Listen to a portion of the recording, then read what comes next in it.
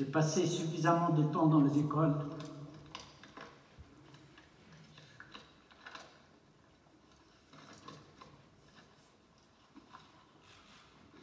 Mais il y a un truc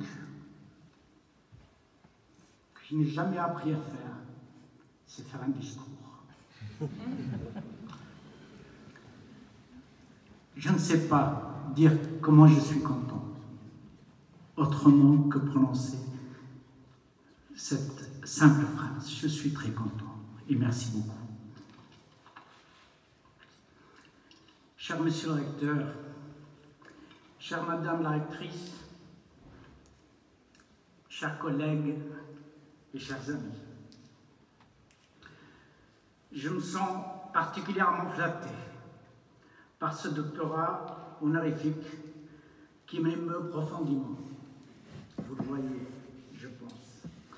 Je vous en remercie très, très sincèrement. Chers amis et collègues, Samy. Tu vois, je suis un peu perdu. On a vraiment encore beaucoup de choses à faire ensemble. Et merci pour ta confiance.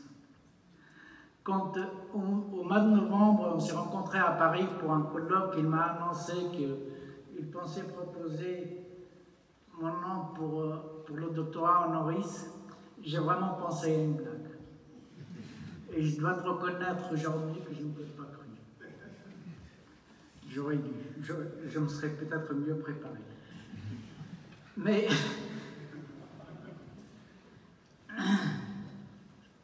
en tout cas, encore une fois, merci beaucoup. Je voudrais partager ce moment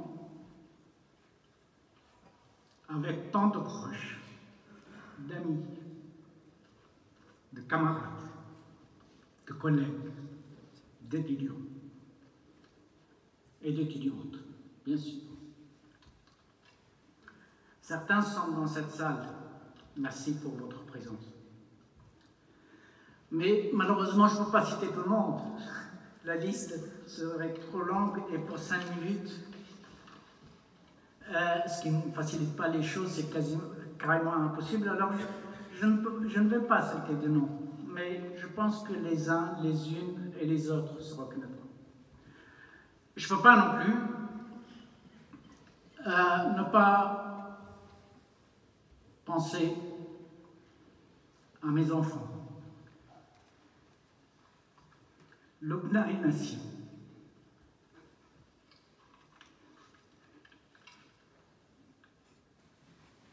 Pardon.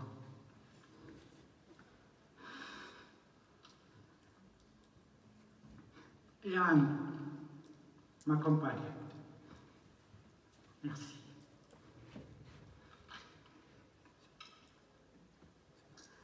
Quelque part au sud-est de la Tunisie, il y a une montagne qu'on appelle la montagne de Matmata, une montagne aride, dominée par la pauvreté, la misère.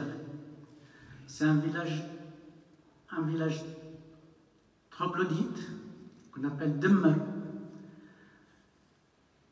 où les gens ont génération après génération appris à vivre avec le peu pour résister au plus dur. J'ai appris dans ce village, j'ai fait mes premiers pas, et c'est dans ce village, sous la terre, si je peux dire, que je suis né.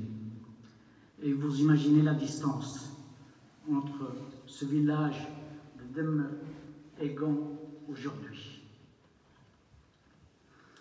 Un jour, et après j'en aurai fini avec l'émotion, j'espère, un jour à l'âge de 8 ans, j'ai surpris ma mère dans la maison en train de pleurer discrètement. Et quand je lui ai demandé pourquoi, elle m'a dit tout simplement qu'on n'avait pas un dîner, qu'elle ne pouvait rien nous faire à manger pour dîner le soir.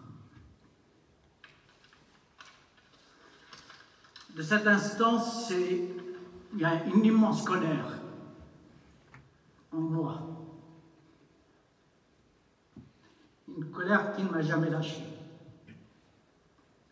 mais une colère qui joue comme une source d'énergie pour le reste, et qui a joué comme source d'énergie pour le reste de ma vie et pour tout ce que je suis aujourd'hui et pour tout ce que je fais. Cette colère, je l'ai comprise après. La réponse de ma mère, je l'ai comprise beaucoup plus tard, peut-être trop tard. Je l'ai retrouvée après en faisant du terrain comme chercheur, en rencontrant des centaines, peut-être des milliers, que sais-je, de paysans, de paysannes pauvres, de l'Inde au Maroc, de l'Afrique du Sud à la Tunisie, de l'Égypte à l'Amérique latine. J'ai vu la misère. J'ai vu les mêmes réponses que celles que ma mère m'avait données. Et là, j'ai compris. J'ai compris que le chercheur que je suis ne peut pas rester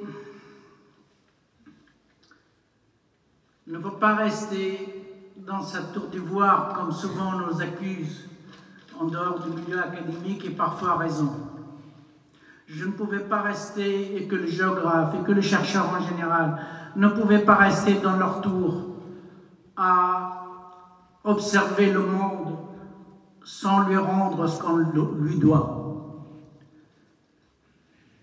Et donc, je suis géographe, je fais de la géographie sociale, par choix, par engagement.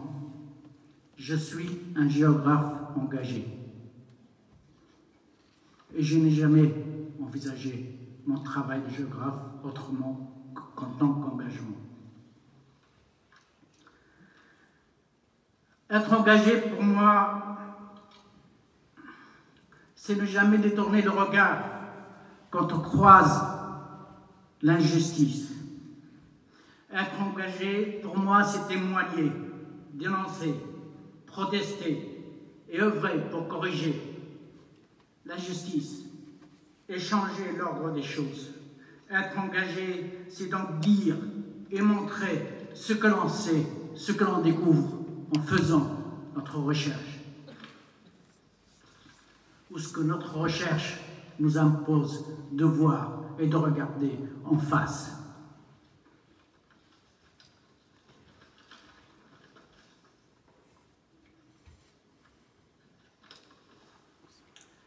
Je sais que les 2/3 de l'humanité ne mangent pas à leur faim. Et je le sais en tant que géographe. Je ne suis pas le seul à le dire, mais je le dis, et publiquement, et je le crie, et je le publie, là où je peux, quand je peux. Je sais qu'une toute petite minorité profite, accumule des richesses incroyables, en dépossédant d'autres, en dépossédant des millions de paysans. Je sais que la dépendance alimentaire est produite par ce système injuste. Je sais que la pauvreté n'est pas une fatalité du ciel, n'est pas un hasard, c'est le produit de ces systèmes d'exploitation, de surexploitation et de domination. Je sais que le réchauffement climatique n'est pas un accident de la nature. Je sais que nous le produisons tous les jours en laissant ce système continuer à dominer le monde et à déterminer l'avenir de l'humanité, qui si on ne fait rien aujourd'hui, on ira à la catastrophe demain. Je ne suis pas le seul à le dire, mais je le dis, et je le dis publiquement. Avec vous, j'en suis absolument certain.